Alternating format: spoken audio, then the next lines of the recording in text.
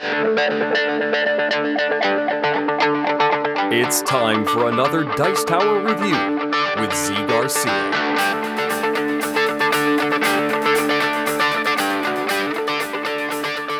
Hey folks, what's going on? Today I wanted to show you a little micro game composed of just basically 13 cards. That's the whole game, and the game is called Dead Drop.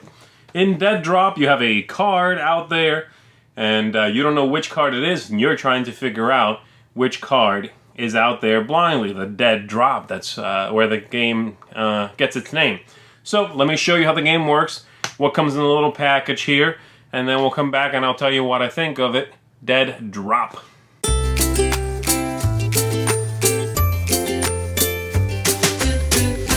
Dead Drop comes with 9 of these, I guess they're envelopes, these little tokens, which you're going to be using to keep track of score. It comes with 4 of these little cheat sheets, which have what you can do on your turn on one side, setup, card distribution. Comes with 4 of those. I'm going to be showing you a game of 3, by the way. And it comes with 3 decks, which are really identical except for the artwork. So you have the spies here, as you can see. And there's 1 4 and 1 5 in every deck. And then you have the kids one here. There you go. And then you have these cute little monsters. Oh, the cute little monsters. Look at that. Gelatinous blob? That's my favorite. Alright, and then, so what you're going to do to play the game is you're just going to pick one of these. I'm going to go with the old classic here with the spies. So really, you just need one of those 3 decks to play the game. Then you shuffle these up and every player gets some of these cards and you flip over some face up on the table, depending on the number of players. Alright, so here we have the game set up for 3 players. Everybody gets 3 cards. You put 3 face up on the table there, and then you put aside the Dead Drop. This is the card that everyone's trying to figure out. And if you're the first one to figure out what that card is, you're going to get one of these tokens. You shuffle up and play again, and whoever gets 3 of those tokens first wins the whole game. And so on your turn, you are able to look at your hand of cards here, okay? And then you can do one of the options on your turn. One of the actions, which are share info, swap, or sell secrets. So the first option there is trade 1 card from your hand with 1 from any other player's hand. I don't know if you can see that. There we go. Alright, so that's the first option, share info. So, very simple. I'm going to offer a player a card from my hand. They have to offer me one back before they look at mine, and we switch. So they get that one, I get this one. I got a little more info now as to what the card missing could possibly be. Again, the distribution is right there and easily known to everyone. That's the first option. Okay, second option is swap the stash, which is the middle one here, which says you can trade 1 card from your hand with 1 card from the stash, and the stash is those cards face up on the table. And so once it's my action again, then I can swap a card here with a card from the middle. Done. That's my action. Third action is I can sell secrets, as you can see right there.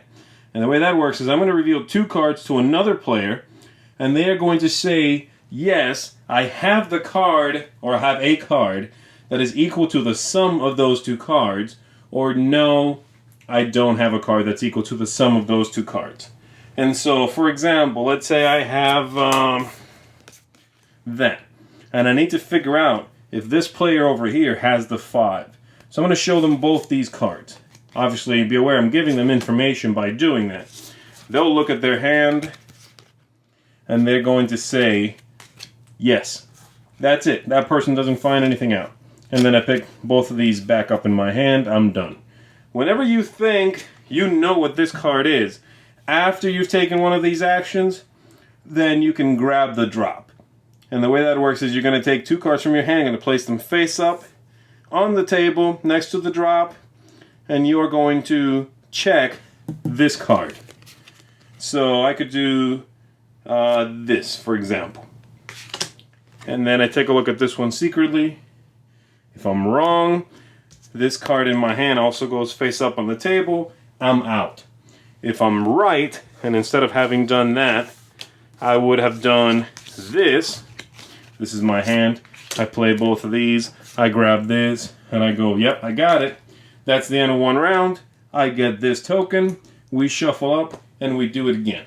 So that's basically the game. You are moving cards around, being careful you don't give up too much information, trying to grab cards from here once you think you know what this card is, to then have the right combination to play to win the game. The 5, by the way, has a 0 down here. That means that when you're making that guess at the end, you can use this card as a 0.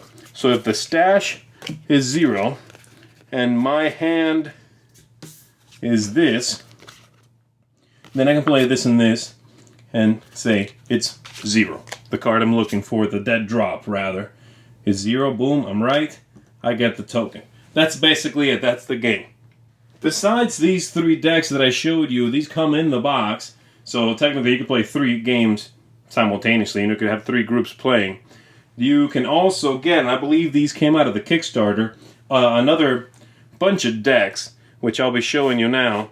Again, these are not in the box, but you can, I think you can get these from the company, and then just put them in the box that the game came in. It came with these 3, but you can also get these little worm and bird set. That's one. You can get these Vikings, which are really cool. Again, the game does not change whatsoever.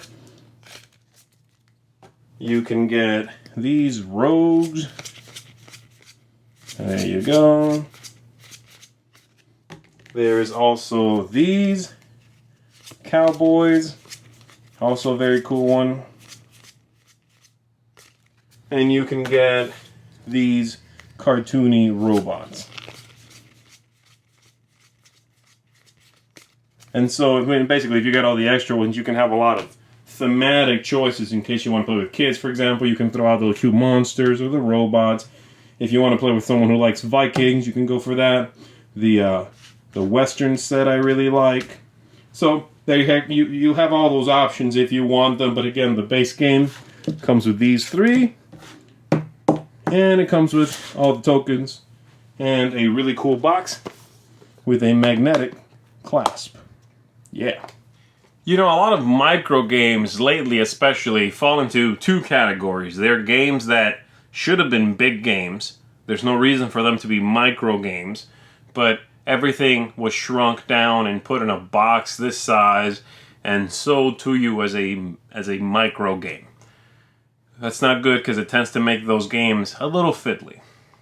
The other kind of micro game is the kind of micro game that combines many different things onto, say, one card. And so one card does 7 things. You just have to learn all 7 things it does. I do tend to like those games. They're more interesting. They're appealing to me.